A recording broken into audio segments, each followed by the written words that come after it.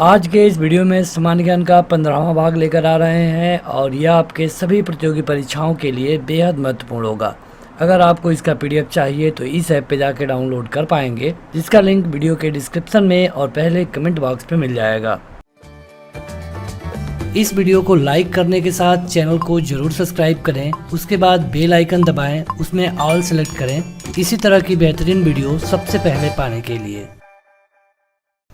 शुरू करते हैं। तो पहला क्वेश्चन है कि जलियांवाला बाग के नरसंहार के समय भारत का वायसराय कौन था? तो ये था लॉर्ड चेम्सफोर्ड। Lord Chelmsford. और ये हुआ था कब? जलियांवाला बाग हत्याकांड तो 13 अप्रैल 1919 को। यहाँ पे अगर आप देखेंगे जलियांवाला बाग हत्याकांड से तो आपके परीक्षा में कई क्वेश्चन बनते हैं, कुछ छोटे तो कुछ बड़े। जैसे कि ये पूछ लिया जाता है कि इस समय वायसराय कौन था? तो लॉर्ड चेम्सफोर्ड। इस समय देखिए 1857 की जो क्रांति हुई, वहाँ पर 1857 की क्रांति के बाद 1858 में जो ब्रिटेन की महारानी थी उसने वहाँ से अनाउंस किया कि अब वहाँ पे कंपनी रूल नहीं करेगी। मतलब कि जो यहाँ पे कंपनी रूल कर रही थी उसको हटा दिया गया। अब सीधे सीधे जो ब्रिटेन की संसद थी वो रूल करने लगी। और उसी समय से जो स्वतंत्र मतलब कि पूरे भारत का गवर्नर जनरल होता था उसे अब वायसराय बना दिया गया। वायसराय का नाम तभी पड़ा 1858 में। तो यहाँ पे पूछा जाता है कि वायसराय का नाम कब पड़ा? तो वायसराय सबसे पहले बनाए गए थे 1858 में।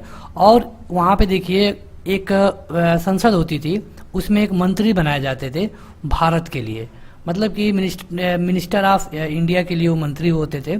तो ये थे मांटेगू, उनका नाम था मांटेगू। और जो यहाँ पे वायसराय थे इंडिया में, तो वायसराय इंडिया में रहता था और जो वहाँ के मंत्री होते थे लंदन के संसद में बैठते थे, तो उनका नाम था मांटेगू। तो कभी कभी ये भी पूछा गया है कि उस समय मिनिस्टर कौन था? तो ये थे मांटेगू।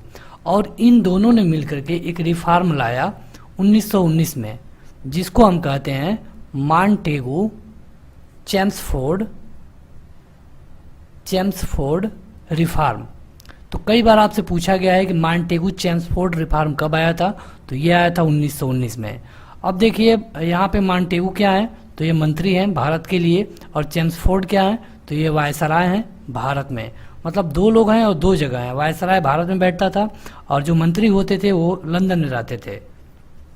जैसे कि आज विदेश मंत्री होते हैं तो ये विदेश मंत्रालय का काम देखते हैं, उसी तरह एक मंत्रालय वहाँ पे बनाया गया था भारत के लिए। यहाँ पे जलियांवाला बाग हत्याकांड में पूछा जाता है कि ये कहाँ पे हुआ?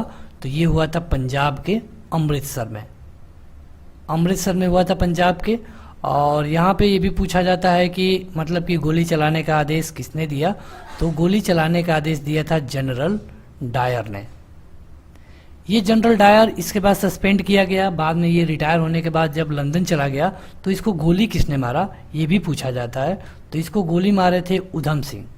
कहाँ पे? तो लंदन में उधम सिंह ने जाके इसको गोली मारे थे। तो इस तरह कई क्वेश्चन बनते हैं जलियांवाला बाग हत्याकांड से। आगे बढ़ते हैं। तो जवाहरलाल नेहरू द्वारा लिखी गई पुस्तक का क्या नाम है? तो यह है डिस्कवरी ऑफ इंडिया। तो ये तो एक बुक है discovery of India, Jawaharlal Nehru के द्वारा लिखी हुई। लेकिन जो स्वतंत्रता के टाइम की कई बुकें हैं जो आपके परीक्षा में पूछी जाती हैं। जैसे कि पूछा जाता है एक बुक के बारे में, गोरा किसने लिखा? यहाँ पे लिख देते हैं गोरा। तो ये लिखा गया था रविंद्रनाथ टैगोर के द्वारा, जिनको कि नोबेल पुरस्कार मिला था 1913 में साहित्य के लिए। इसके अलावा ये भी कई बार पूछा जाता है गीता रहस्य। ये सब हार्ड क्वेश्चन है, अगर हार्ड क्वेश्चन बनेगा तो ये सब पूछे जाते हैं। गीता रहस्य लिखा गया था बाल गंगाधर तिलक। इसके अलावा वंदे मातरम तो कई बार पूछा गया है, तो वंदे मातरम आपको पता ही होना चाहिए। बंकिम चंद्र चटर्जी। कई बार ये भी पूछा गया कि कब लिखे थे? तो ये लिखे थे 1882 में। आनंद मठ किसके द्वारा लिखा गया है? आनंद मठ, अगर आपको पता है तो बताइए। तो आनंद मठ भी बंकिम चंद्र चटर्जी के द्वारा ही लिखा गया है और ये भी 1882 में ही लिखा गया था। तो इस तरह कई क्वेश्चन हैं जो कि आपके परीक्षा में कई बार पूछे गए हैं, और आप देखेंगे कि जो 3 या 4 हमने यहाँ पे आपको बताया है सभी मतलब कि स्वतंत्रता संग्राम के टाइम पीरियड के ही हैं। अगला है कि नेहरू रिपोर्ट को अंतिम रूप से अगस्त 1928 में आयोजित सर्वदलीय सम्मेलन में स्वीकार किया गया था। इस सम्मेलन की अध्यक्षता किसने की? तो ये किया गया था डॉक्टर अंसारी के द्वारा। अगला है कि भारतीय कम्युनिस्ट पार्टी का अस्तित्व किस वर्ष आया? कम्युनिस्ट पार्टी सीपीएम, तो ये है 1921 में। हालांकि ये सीपीएम अलग है, लेकिन कम्युनिस्ट पार्टी की बात की गई है तो 1921 में। महात्मा गांधी के राजनीतिक गुरु कौन थे? तो ये थे गोपाल कृष्ण गोखले। महात्मा गांधी से कई क्वेश्चन पूछे जाते हैं, जैसे भारत में कब आए? तो 9 जनवरी 1915 को। कहाँ से आए? तो साउथ अफ्रीका से। साउथ अफ्रीका ये क्यों गए थे? तो वहाँ पे एक केस था, मतलब वकालत करने गए थे। उसके बाद जब यहाँ पे आते हैं तो लगभग 1.5 से 2 साल यानी कि 1917 तक ये पूरा भारत भ्रमण किए। उसके बाद इन्होंने पहला सत्याग्रह किया चंपारण में। चंपारण यानी कि बिहार में। किसके सपोर्ट में? तो नील खेतिहरों के सपोर्ट में। पूछा जाता है कि पहला इनका सत्याग्रह कब हुआ? तो 1917 में। और पहला इनका भूख हड़ताल कहाँ पे हुआ? तो 1918 में अहमदाबाद में। अहमदाबाद में मिल मजदूरों के सपोर्ट में। मिल मजदूरों के सपोर्ट में।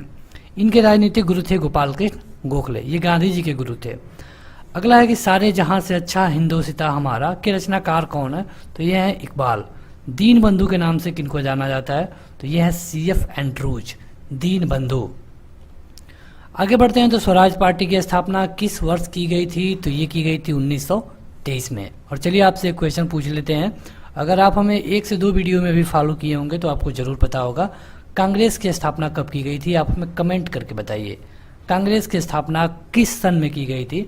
A.O. ह्यूम के द्वारा की गई थी, और ये 1800 कुछ है। तो आप हमें कमेंट करके बताइए कि कांग्रेस की स्थापना कब की गई थी।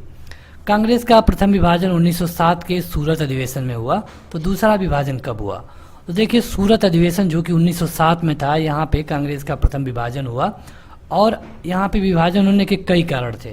पहला कारण ये था कि कांग्रेस बनी थी 1885 में, उसके बाद 1905 तक लेकर के मतलब कि लगभग 20 सालों में कांग्रेस ने कोई कड़ा कदम मतलब बड़ा कदम नहीं उठाया। वो हमेशा अंग्रेजों से विनती करती रही। इसको लेकर जो गरम दल के थे ये पूरी तरह खिलाफ में थे, और यही कारण बना। और यहाँ पे आप देखेंगे कि 1905 में बंगाल का विभाजन भी हो गया। तो यहाँ पे जो सूरत में अधिवेशन हुआ, जिसको कि हम सूरत स्प्लिट या फिर सूरत अधिवेशन कहते हैं, यहाँ पे कांग्रेस का विभाजन हो गया गरम दल और नरम दल में। यहाँ पे गरम दल के कुछ नेता थे जैसे कि बाल गंगाधर तिलक, इनको 6 साल के लिए जेल भेज दिया गया। कब? 1908 में। ये पूछा गया क्वेश्चन। तो इनको जब जेल भेज दिया गया तो ये लोग फिर मिले कब? तो ये लोग मिले 1916 में। कहाँ पे? लखनऊ में। तो ये दोनों क्वेश्चन आपको याद रखना चाहिए। विभाजन होता है सूरत में 7 में, 9 साल बाद ये लोग मिले लखनऊ में, लेकिन फिर 2 साल बाद मतलब कि 1 से 2 साल बाद मुंबई में फिर से इनका दूसरा विभाजन हो गया। आप देखेंगे कि चाहे स्वतंत्रता संग्राम का लास्ट टाइम पीरियड क्यों ना हो, कभी भी गरम और नरम दल में उतना सामंजस्य नहीं बैठ पाया।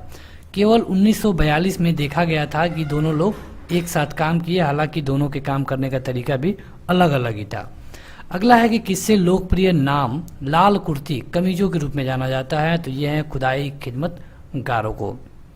आगे बढ़ते हैं तो भारतीय राष्ट्रीय कांग्रेस 1947 में देश के विभाजन पर सहमत हो गई। इसका मुख्य कारण क्या था? तो देखिए 1947 में जो कांग्रेस थी ये देश को बांटने पे सहमत हो गई। इसका कारण ये था कि जब भारत को आज़ाद करने की बात हो गई थी 1946 में, जब संविधान सभा संविधान बनाने लगी, तो यहाँ पे जो मुस्लिम लीग थी उन्होंने प्रत्यक्ष कार्रवाई दिवस मनाया।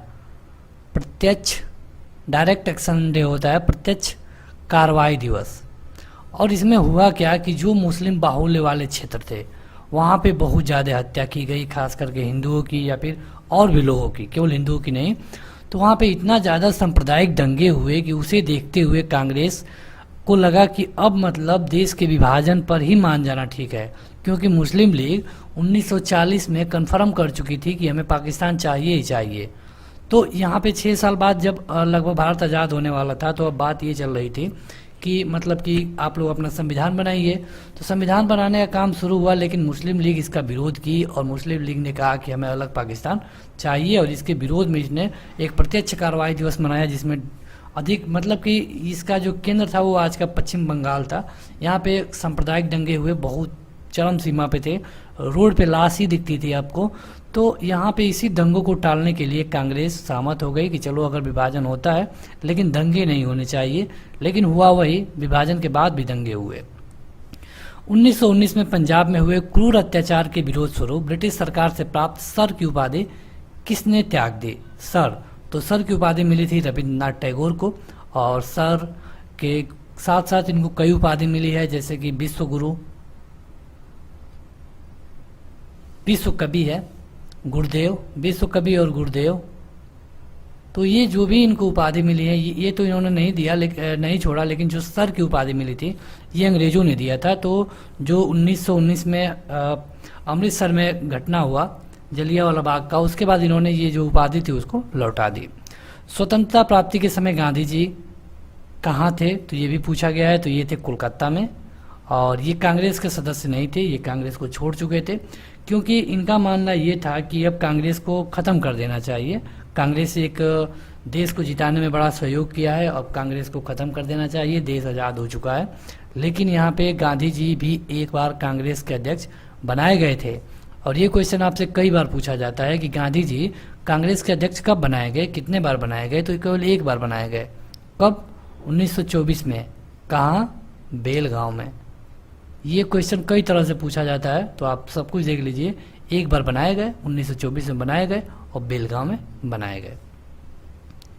आगे बढ़ते हैं। तो करो या मरो, ये नारा किसने दिया था? कई नारा हैं जिनसे क्वेश्चन पूछे जाते हैं, जैसे आराम आराम है, दिल्ली चलो, तुम मुझे खून दो मैं तुम्हें आज़ादी दूंगा। तो इस तरह के नारे कई हैं जो कि पूछे जाते हैं, और हमने इनके लिए अलग से वीडियो आपको बना के जल्दी ही उपलब्ध करा देंगे। तो करो या मरो का नारा किसने दिया था? तो ये दिया गया था महात्मा गांधी के द्वारा।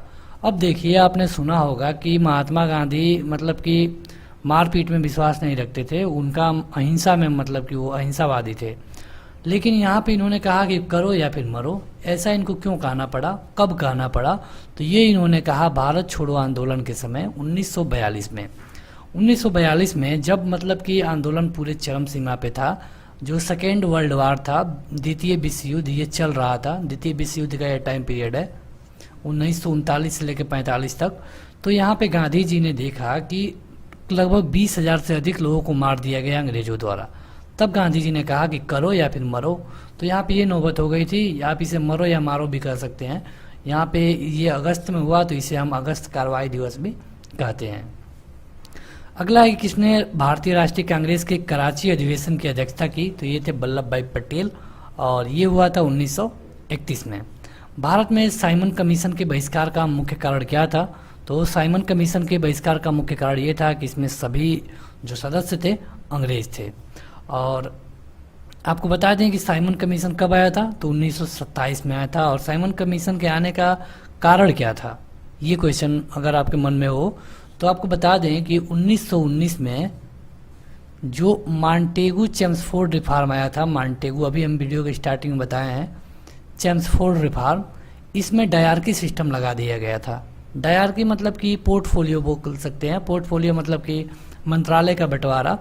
तो इसी को रीड करने के लिए, इसी को पढ़ने के लिए जो साइमन कमीशन को भेजा गया, कि साइमन कमीशन देख के बताया कि ये सही है या फिर इसमें कुछ बदलाव करना है। तो साइमन कमीशन आ करके इस डायरकी को ख़त्म करने का सुझाव दिया, और इसको 1935 में मान लिया गया।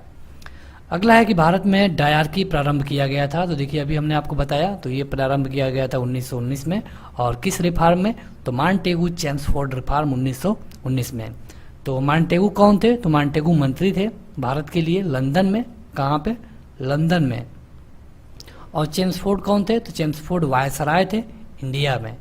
तो ये सब थोड़ी बेसिक जानकारी है, और थोड़े हार्ड क्वेश्चन यहाँ से बनते हैं कभी कभी। आगे बढ़ते हैं। तो भारत छोड़ो प्रस्ताव का आलेख बनाया गया, तो ये महात्मा गांधी द्वारा बनाया गया। कब? 1942 में। अगर आपसे मंथ पूछ ले तो ये है अगस्त। कवि इकबाल, जिन्होंने सारे जहां से अच्छा लिखा, भारत के किस स्थान से संबंधित है? तो ये है पंजाब से। मुस्लिम लीग ने मुक्ति दिवस कब मनाया? तो इन्होंने मनाया 1939 में। और 40 में इन्होंने मांग कर दिया पाकिस्तान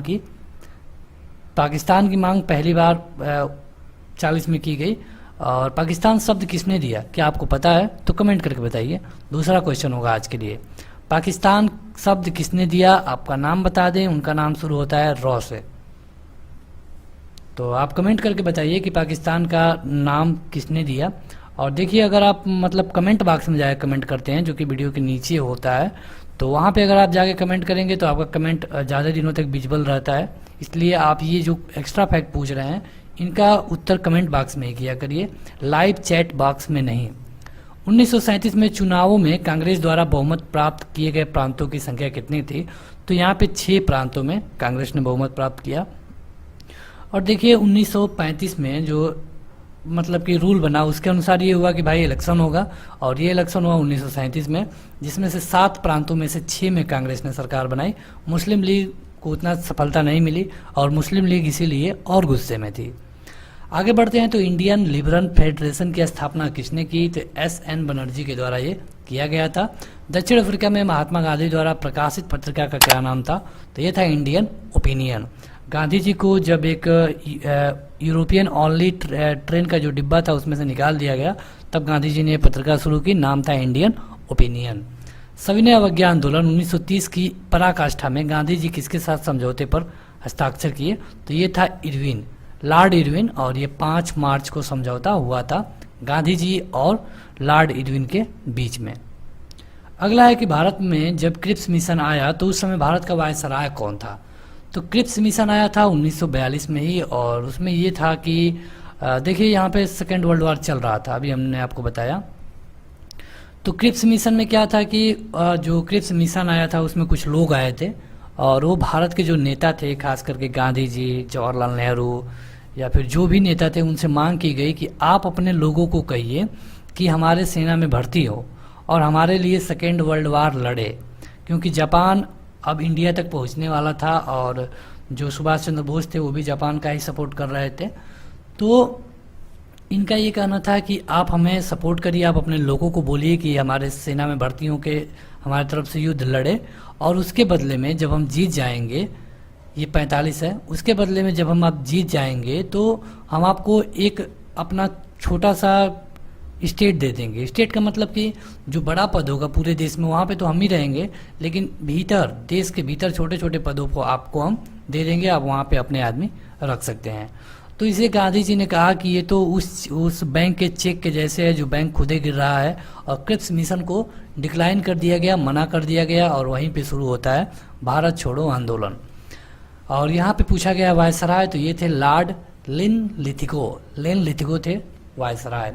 भारत की आज़ादी के समय कांग्रेस के अध्यक्ष कौन थे? तो ये थे जी.बी. कृपलानी, और ये कई बार तक रहे, थोड़ा ज़्यादा टाइम पीरियड था, क्योंकि अब आज़ाद हो रहा था भारत, इसीलिए इनको छोड़ दिया गया था। भारत और पाकिस्तान के बीच सीमांकन किसने किया? जो बॉर्डर बनाया गया भारत और पाकिस्तान के बीच, ये किसके द्वारा किया गया? तो ये किया गया सर रेडक्लिफ के द्वारा। और आप देखेंगे कि इसीलिए जो ये बॉर्डर है उसको हम रेडक्लिफ बॉर्डर भी बोलते हैं, भारत और पाकिस्तान के बीच में। आगे बढ़ते हैं तो महात्मा गांधी ने हिंद स्वराज की रचना कब की? तो जब वो जहाज से इंग्लैंड से दक्षिण अफ्रीका की यात्रा कर रहे थे, तभी उन्होंने रचना की हिंद स्वराज की। तो आशा है कि आपने इस वीडियो को जरूर लाइक कर दिया होगा। अगर अभी तक आपने नहीं किया है तो वीडियो के नीचे जो लाइक वाला बटन है उसे जरूर दबाइए। बढ़ते हैं आगे। तो अगला क्वेश्चन है कि त्रिपुरी संकट के समाप्ति के बाद कांग्रेस का अध्यक्ष किसे चुना गया? तो ये थे राजेंद्र प्रसाद। और संविधान सभा के अस्थायी अध्यक्ष बनाए गए थे पहले, अस्थायी अध्यक्ष। तो कई बार पूछा गया है कि अस्थायी अध्यक्ष किससे बनाया गया था? तो ये थे डॉक्टर सच्चिदानंद सिन्हा। ये अस्थायी अध्यक्ष बनाए गए केवल 2 दिनों के लिए। उसके बाद 2 दिनों के बाद अस्थायी अध्यक्ष बना दिया गया डॉक्टर राजेंद्र प्रसाद को, जो कि बाद में चल के राष्ट्रपति भी बने। किसने सुझाव दिया था कि स्वतंत्रता प्राप्ति के बाद भारतीय राष्ट्रीय कांग्रेस को समाप्त कर दिया जाए? तो ये थे महात्मा गांधी, और ये हम आपको बता चुके हैं।